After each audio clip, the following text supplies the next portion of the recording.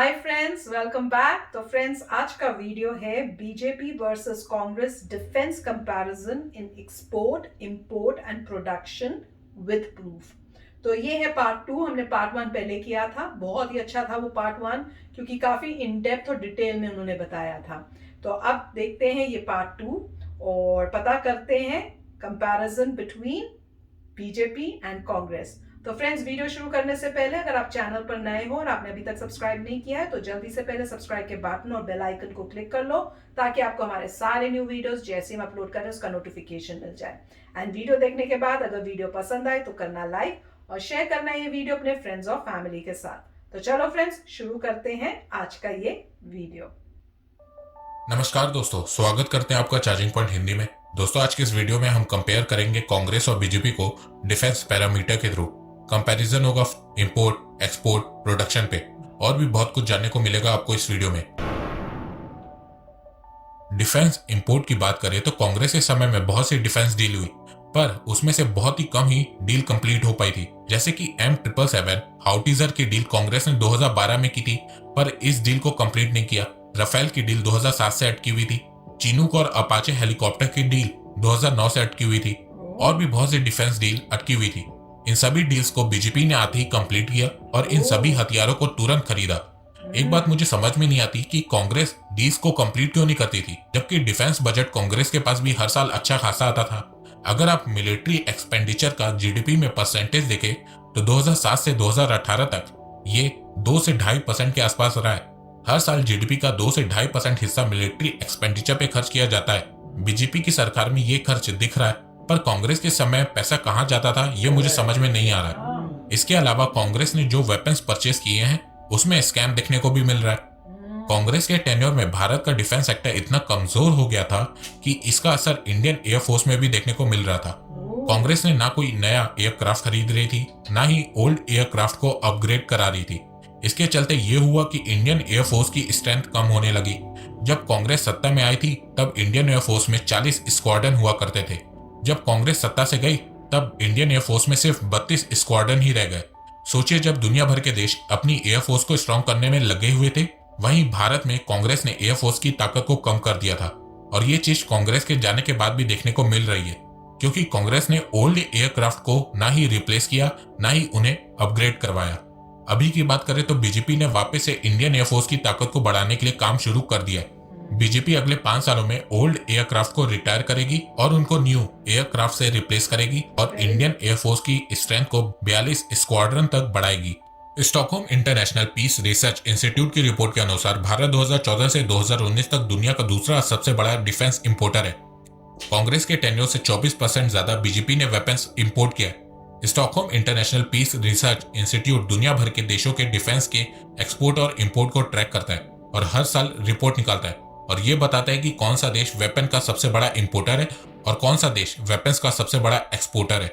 भारत ने 2014 से 2019 तक बहुत से देशों के साथ बहुत सी डिफेंस डील साइन की है, जैसे कि अमेरिका के साथ 22 अपाचे हेलीकॉप्टर और 15 चिनूक हेलीकॉप्टर की डील जिसकी कॉस्ट $3.1 बिलियन है वो साइन की है। रशिया के साथ S-400 की डील साइन की है जिसकी कॉस्ट $5.43 बिलियन है। फ्रांस के साथ 36 राफेल डील साइन की है जिसकी कॉस्ट $8.7 बिलियन है। $750 मिलियन की M777 हाउटीजर की डील फाइनल की है। इसके साथ साथ $720 मिलियन की 100 K9 वज्र T आर्टिलरी गन्स खरीदी है। इसके अलावा साल 2020 की बात करें तो भारत ने अमेरिका के साथ 24 MH-60 रोमियो हेलीकॉप्टर की डील साइन की है जिसकी कॉस्ट $2.6 बिलियन है। भारत ने अमेरिका के साथ $190 मिलियन की डील साइन की है जिसके चलते यूएस भारत को 2 self protection suit Boeing 777S aircraft देगा, जिसमें से एक भारत आ भी गया। ये एयरक्राफ्ट बिल्कुल सेम अमेरिकन प्रेसिडेंट के एयरक्राफ्ट के जैसा होगा। ये एयरक्राफ्ट लेने का विचार भारत को तब आया जब यूक्रेन ने last year Malaysia airlines flight MS-17 को शूट डाउन कर दिया था। ये aircraft prime minister of India, president of India और कुछ VIPs ओवरसीज ट्रैवल के लिए यूज कर सकते हैं। अमेरिका और भारत ने गार्डियन ड्रोन्स की डील भी साइन की जिसकी कॉस्ट 2 से 3 बिलियन डॉलर्स की है। इस डील के तहत अमेरिका भारत को 22 प्रीडेटर गार्डियन ड्रोन्स देगा। भारत ने रशिया के साथ भी डिफेंस डील साइन की है। डेफ एक्सपो 2020 के टाइम पे भारत और रशिया ने 14 MOUs memorandum of understanding sign किए थे। जिसमें development and production of land, air and naval system और हाईटेक सिविलियन प्रोडक्ट शामिल है। इस डिफेंस डील में Russia 21 MiG fighter jets Indian air force को देगा, 59 मिग-29 की अपग्रेडेशन होगी और 12 Sukhoi 30 MKI fighter jets Indian air force को दिए जाएंगे। इसके अलावा रशिया भारत को Pinaka ammunition, armed fighting vehicles, BMP upgrades, software defined radio और long range land attack missile LRLAM आने वाले कुछ सालों में देता रहेगा। इस डील में और भी बहुत कुछ है, ये मैंने आपको सिर्फ जरा सा बताया क्योंकि इसमें बहुत सी चीजें हिडन है। इसके अलावा भारत ने इजराइल के साथ भी 800 करोड़ की डील साइन की है। इस डील के तहत इजराइल भारत को 16,479 लाइट मशीन गन देगा। इसके अलावा भारत ने और भी बहुत सी डिफेंस डील साइन की है। अगर आप बोलो तो मैं इसका एक अलग से सेपरेट वीडियो बना दूंगा। डिफेंस हार्डवेयर एंड इक्विपमेंट में दुनिया के सबसे बड़े इंपोर्टर में से एक भारत अब धीरे धीरे एक एक्सपोर्टर के रूप में उभर रहा है। भारत की डिफेंस एक्सपोर्ट की शुरुआत 2016 से हुई थी। उससे पहले भारत सिर्फ वेपन इंपोर्ट करता था, वेपन खरीदता था, बेचता नहीं था, तो यहाँ पे कंपैरिजन बनता ही नहीं है। साल 2016 में मेक इन इंडिया के तहत DPP में कुछ बदलाव किए गए। उसमें एक प्रोविजन को ऐड किया गया और वो प्रोविजन था indigenously design, develop and manufactured, IDDM। इस प्रोविजन का मतलब ये है कि अब भारत में डिफेंस इक्विपमेंट को डिजाइन और डेवलप किया जाएगा और यहाँ से डिफेंस एक्सपोर्ट की शुरुआत हुई। भारत अब तक 42 देशों में डिफेंस हार्डवेयर और इक्विपमेंट को एक्सपोर्ट कर चुका है और इसमें से कुछ बड़े देश भी आते हैं जैसे कि US, Australia, Finland, France, Germany, Israel, South Africa, Sweden. Stockholm International Peace Research Institute की रिपोर्ट के अनुसार भारत की रैंक डिफेंस एक्सपोर्ट में 2015 से 2019 तक 23 थी, पर 2019 के खत्म होते ही भारत की रैंक डिफेंस एक्सपोर्टर में 19 हो गई।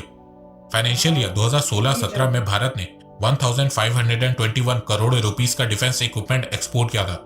2017-18 में 4682 करोड़ रुपीस का डिफेंस आइटम एक्सपोर्ट किया था। पिछले साल के मुकाबले 700% की ग्रोथ देखने को मिली थी।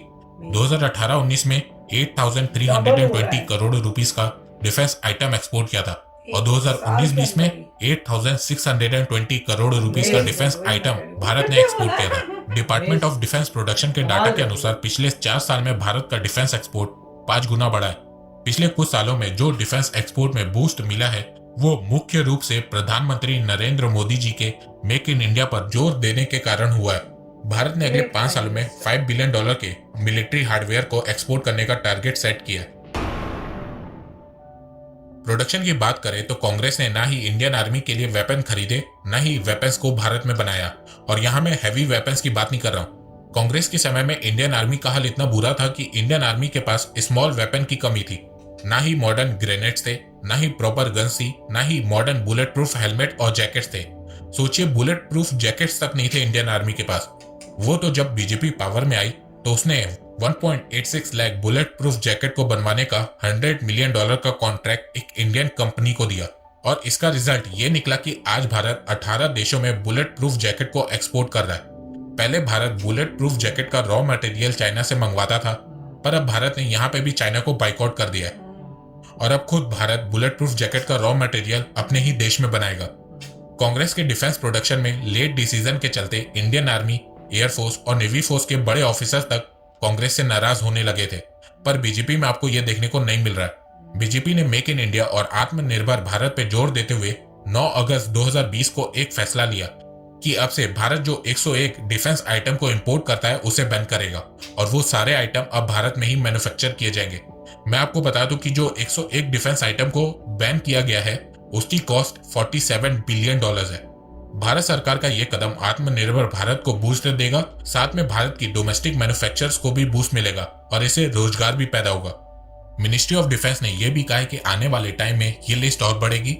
इन आइटम्स को बैन करके भारत की डिफेंस सेक्टर को 52,000 करोड़ का फायदा होगा और लॉन्ग टर्म में बताया गया है कि आने वाले 5 साल में हमारी सरकारी कंपनी और प्राइवेट कंपनीज को 4 लाख करोड़ तक का कॉन्ट्रैक्ट मिल सकता है। Artillery guns, destroyer, cruise missile, light combat fighter aircraft, conventional non nuclear submarines, इसके अलावा और भी बहुत से डिफेंस इक्विपमेंट को अब भारत अपने ही देश में मैन्युफैक्चर करेगा। इसमें प्राइवेट कंपनीज भी हिस्सा लेंगी। भारत ने 2025 तक $25 बिलियन का डिफेंस प्रोडक्शन का टारगेट सेट किया है। तो बीजेपी के सत्ता में आने के बाद से डिफेंस में एक बहुत ही मेजर टर्न अराउंड देखने को मिला है। बीजेपी ने भारत के डिफेंस सेक्टर को मॉडर्नाइज और स्ट्रॉन्ग किया है। बीजेपी ने जवानों को बेटर इक्विपमेंट दिए, बहुत अच्छी डिफेंस डील साइन की है, पेंडिंग डील्स को कंप्लीट किया है, डिफेंस प्रोडक्शन को तेज किया है, डिफेंस एक्सपोर्ट पे फोकस किया है, अमेरिका के साथ डिफेंस एग्रीमेंट साइन किए, चाइना को काउंटर करने के लिए डिफेंस ग्रुप में शामिल हुआ। सबसे मेन बात, बीजेपी ने नेशनल सिक्योरिटी पे बहुत ध्यान दिया है, जिसकी सबसे ज्यादा जरूरत थी, क्योंकि भारत तभी तरक्की कर सकता है जब वो अपने दुश्मनों से सुरक्षित हो। अगर भारत सुरक्षित ही नहीं होगा तो कोई भी देश भारत में इन्वेस्ट करना नहीं चाहेगा, कोई भी भारत से ट्रेड करना नहीं चाहेगा, कोई भी भारत घूमने नहीं आना चाहेगा, और इन सब के चलते भारत ग्रो भी नहीं कर पाएगा। तो जो लोग कहते हैं कि देश की नेशनल सिक्योरिटी जरूरी नहीं है, उससे पहले भारत को और चीजों में ध्यान देना चाहिए, जैसे कि एजुकेशन, हेल्थ केयर। तो ये सब बातें बकवास है।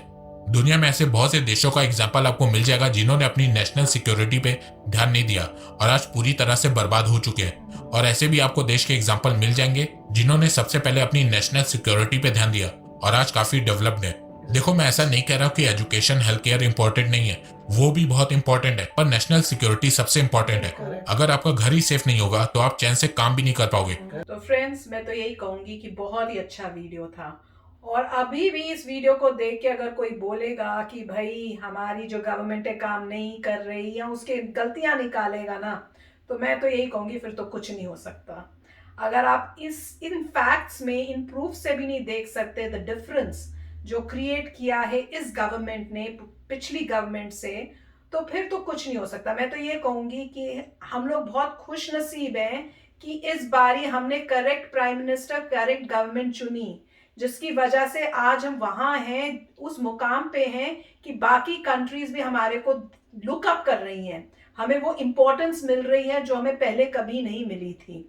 तो देख के मुझे तो बहुत प्राउड फील हुआ, और मैं तो इतना, मतलब आधा टाइम तो मैं यही सोचती रही कि हाय थैंक गॉड हमारे पास इस टाइम पीएम मोदी जैसे प्राइम मिनिस्टर हैं जिन्होंने इतने बिग बिग डिसीजंस लिए, और कहा अमेजिंग।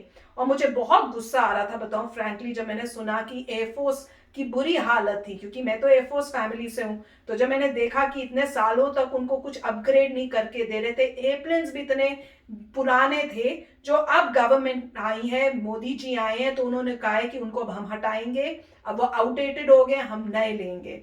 तो क्या कंडीशन थी आप देख लो हमारी डिफेंस की, और अब कितना सारा जो सब हम न्यूज सुन रहे हैं वो इसी वजह से, क्योंकि पहले कुछ नहीं हुआ। और हमने एक वीडियो में बोला भी था कि मोस्ट प्रोबेबली एक करप्शन थी, जिसकी वजह से जो पैसा आना चाहिए था और इन्वेस्ट होना चाहिए था वो हो नहीं रहा था।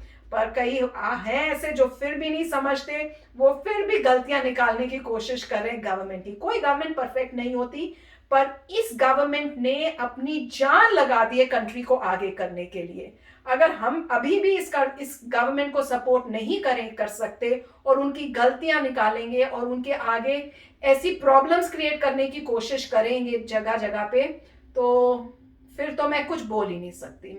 मैं क्या बोलूंगी। बहुत ही अच्छा वीडियो था, और इन्होंने जो की बात कही थी कि सबसे ज़्यादा जो फोकस होना चाहिए वो नेशनल डिफेंस पे होना चाहिए, बिल्कुल। और उसके एग्जांपल उन्होंने दिखाया भी था इजराइल। अगर आप अपने डिफेंस पे पैसा नहीं लगाएंगे तो आपकी कंट्री नहीं होगी, काम खत्म। ये तो जैसे आप चेस खेलते हैं, आप किंग को उड़ाते हैं, वही वाली बात होगी कि अगर आपकी डिफेंस स्ट्रांग नहीं है तो बचा क्या, तो कंट्री ही नहीं बचेगी। तो बहुत अच्छी पॉइंट कही थी कि यही सबसे इंपॉर्टेंट बात है। एग्जाम्पल देखना है, इजराइल को देखिए, छोटी सी कंट्री 8-8, 13-13 कंट्रीज को डिफीट कर देती है एक समय पे भी, वो इकट्ठे अगर अटैक करें तो भी। और इन्होंने कितना कंपैरिजन क्लियर कट दिखाया कि कांग्रेस के समय में जितना पैसा आता था जाता कहाँ था, नोबडी नोज। सारी डील होती नहीं, जब डील हुई तो पैसा जो आया था वो कहाँ गया, क्वेश्चन तो ये था। मगर इसमें जो है इन्होंने फैक्ट्स के साथ दिखाया है, कितनी इंप्रूवमेंट दिखाई है। अब इसका जो मैं कहूँगा कि इंडिया के लोग समझदार हैं, इंटेलिजेंट है, स्मार्ट हैं, क्योंकि उन्होंने बीजेपी को इलेक्ट किया। पहली बात तो ये है कि इसका श्रेय किसको जाता है, लोगों को, जो इंटेलिजेंट थे, स्मार्ट थे, जिन्होंने मिलकर बीजेपी को पावर लेके आए बिना किसी सपोर्ट के। उससे अब बीजेपी इतनी कंट्री की हेल्प कर रही है, और इसका फर्क जो है बहुत जल्दी नजर आएगा। अभी कोरोना वायरस की वजह से छुपा हुआ है, कोरोना वायरस खत्म होता है आपको नजर आएगा इफेक्ट कि कैसे इंडिया तेजी से ग्रो करेगी। और आई होप कि लोग कंटिन्यू करें इसी गवर्नमेंट को, क्योंकि फैक्ट से इन्होंने साबित किया है कि कितनी इंप्रूवमेंट है। जो लोग नहीं वोट करते वो उनकी अपनी पर्सनल प्रेफरेंस है, मगर मेजॉरिटी लोगों ने वोट करके दिखा दिया कि मेजॉरिटी जो इंडिया में है इंटेलिजेंट है, स्मार्ट है, उसे पता था क्या करना है। तो अमेजिंग, इतने फैक्ट हैं, कितने फैक्ट्स बोले, मतलब एक के बाद एक फैक्ट्स आ रहे हैं। एक्सपोर्ट इंपोर्ट में से इंपोर्ट भी इंक्रीज किए, एक्सपोर्ट भी इंक्रीज किए। इंपोर्ट ही होता था, एक्सपोर्ट तो होता ही नहीं था। करेक्ट। और अब देखो इंपोर्ट जो पहले तो इंपोर्ट ठप थे, सत्यानाश हो रहा था पूरी सिक्योरिटी का, सत्यानाश हो रहा था आर्मी, नेवी और एयरफोर्स का। अब जो है एटलीस्ट इंपोर्ट करके ये सत्यानाश नहीं हो रहा, प्लस हम एक्सपोर्ट कर रहे हैं, पैसा वापस ला रहे हैं। अमेजिंग, मतलब इंडिजिनस इतने सारे प्रोजेक्ट शुरू हो गए, तेजस आ गया, कितने सारी बातें, इतने सारे कॉन्ट्रैक्ट्स हो रहे हैं, क्वाड आ रहा है, एलाइज बढ़ रहे हैं, चाइना को जबरदस्त टक्कर दे रहे हैं। चाइना इसीलिए पहले मेरे ख्याल से शेयर बना था कि ये लोग तो कुछ करते ही नहीं है, अब उसको भी धक्का लगा होगा, बाय गॉड ये क्या हो गया, ये तो ये इन लोगों ने तो हमें धकेल दिया पीछे। अमेजिंग, इस गवर्नमेंट की वजह से ही ये सब हुआ है कि चाइना पीछे हटेगा, डेफिनेटली पीछे हटेगा इसी गवर्नमेंट की वजह से। और जितने लोगों ने, सभी लोगों को ये खुशी मिलेगी कि वाओ क्या पावरफुल कंट्री है इंडिया। अमेजिंग वीडियो था। यस फ्रेंड्स, और इसको देख के तो मुझे कोई वो नहीं होता, जब आप कोई लिखता है ना कि आप तो भक्त हो, तो भैया कर लो, कह लो आप भक्त, क्योंकि प्रूफ दिखा रहा है, काम दिखा रहा है, सब दिखा रहा है। हम तो होंगे भक्त उसके जो हमारी कंट्री को आगे करेगा। इस वक्त ये है कि अगर आप ये फैक्ट्स देख रहे हैं तो फैक्ट्स देख के हम कह रहे हैं गवर्नमेंट सही है। जो फैक्ट्स देखने के बाद भी नहीं करता तो वो उसकी प्रॉब्लम है। भैया हम तो फैक्ट बेस्ड लोग हैं, डेटा बेस्ड लोग हैं। यस फ्रेंड्स, तो बहुत ही अच्छा वीडियो था। और मैं तो यही कहूंगी, कभी कोई पूछेगा ना कि भाई क्यों आप करते हो, यानी ये वीडियो का लिंक हमने भेज देना है और उन्हें कहना है अगर आप ये देख लो, और अगर आप अभी भी नहीं समझ पा रहे तो भाई हम तो कुछ कर ही नहीं सकते अब। तो चलो फ्रेंड्स, चलते हैं, मिलेंगे नेक्स्ट वीडियो में बहुत ही जल्द। Till then take care and bye bye. तो अगर आप मेरे इस चैनल पे नए हो तो जल्दी से सब्सक्राइब के बटन को हिट करो और बेल आइकन को क्लिक करो, ताकि आपको मेरा जब नया वीडियो मैं लगाऊं आपको उसके बारे में जल्दी से पता चल जाए।